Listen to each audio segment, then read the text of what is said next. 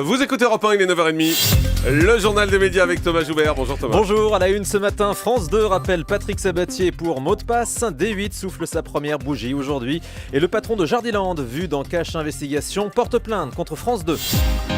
Et on commence avec cette information exclusive. Patrick Sabatier a repris en urgence les tournages de son jeu Mot de passe. France 2 a demandé à la production de reprendre le chemin des plateaux pour lui fournir de nouveaux numéros de mots de passe. Les tournages reprennent dès la semaine prochaine.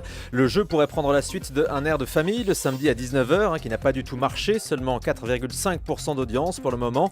D'ailleurs, la finale de ce concours musical était prévue pour être diffusée en prime, mais selon nos informations, rien n'est encore décidé. France 2 hésiterait compte tenu des mauvaises audiences. La production doit rencontrer la chaîne dans les prochaines heures.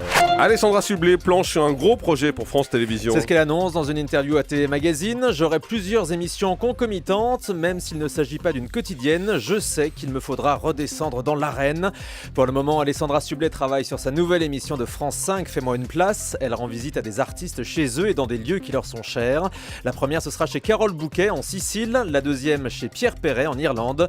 Une émission à mi-chemin entre Fréquence Star et Rendez-vous en terre inconnue.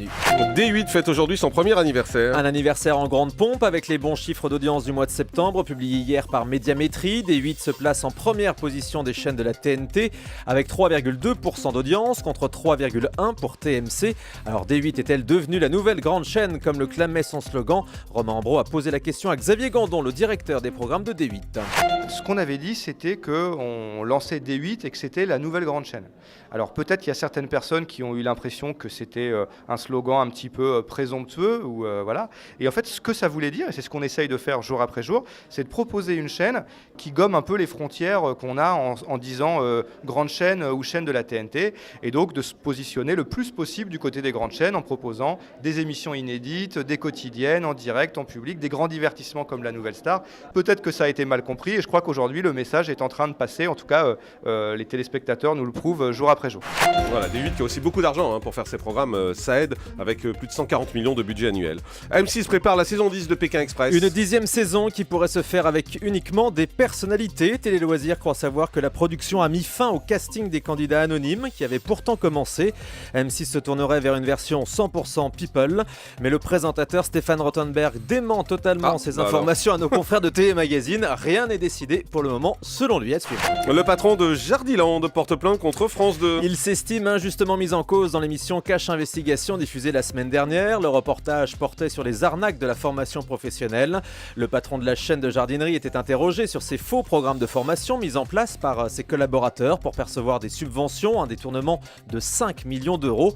Incapable de se défendre devant les caméras de France 2, il réaffirme aujourd'hui qu'il a été l'objet d'une escroquerie montée à son insu et il porte plainte en diffamation contre France 2 pour le dénigrement de son entreprise. Le patron de Jardiland qui se fait planter, c'est drôle. Bien, Jean-Marc. Mais bien. Deux candidats de Bienvenue chez nous sur TF1 reçoivent des menaces de mort. Mais Nicolas Canteloup a déjà des auteurs, c'est dommage. C'est vrai. Oui, des menaces de mort donc dans Bienvenue chez nous. Stella et Denis, propriétaires d'un gîte dans le Charolais, ont participé à l'émission de TF1 et depuis, ils subissent de violentes attaques sur les réseaux sociaux et les sites de voyage, y compris des menaces de mort. Comme le raconte tvmag.com, des internautes leur reprochent leur comportement face aux autres candidats dans l'émission. Eux-mêmes affirment ne pas s'être reconnus et accusent la production d'avoir surexploité leur côté stratège. Et puis autre retour de bâton, cette fois pour un candidat de télé-réalité, le jeune Gauthier qu'on a vu hier soir dans le retour au pensionnat sur M6. Le beau gosse de 16 ans qui pousse lui aussi un coup de gueule sur sa page Facebook et sur son compte Twitter. Vous vous trompez sur moi, je ne suis pas quelqu'un de superficiel, je suis quelqu'un de simple, ne me jugez pas. Il faut dire qu'il a été présenté dans l'émission comme un don Juan aux 60 conquêtes qui se la pète un petit peu. Un portrait qui a entraîné de nombreux commentaires et des moqueries, un peu violentes je pense quand on a que 16 ans. Effectivement, deux séries françaises nommées aux internationaux Emmy Awards. Deux séries de Canal+, Les Revenants et Working Girls. La première a été nommée dans la catégorie meilleure série dramatique, la seconde pour la meilleure série comique.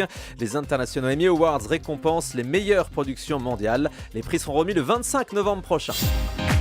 Et puis on termine avec le chiffre du jour. 3h34, c'est le temps moyen passé devant la télé par les Français au mois de septembre selon Médiamétrie, soit 21 minutes en plus qu'au mois d'août, mais sensiblement pareil qu'au mois de septembre de l'année dernière, donc ça n'a pas bouché. Pouché. Ah non, ça Bougé. bouge Non, pas. ça bouge Ne pouchez pas. Et ça nous arrange, hein, parce que Ouais. plus on regarde la télé, plus nous on en parle. Exactement. 3h34 par jour? Oui. C'est 3h34. énorme, hein? Bah non, c'est C'est la la moyenne. moyenne. Ah bon, je trouve que c'est tout à beaucoup, fait. moi. Bah, quand vous rentrez à 20h, vous allumez la télé, vous regardez les journaux, Ah un oui, film, ça remarque. va vite. Hein. Ouais.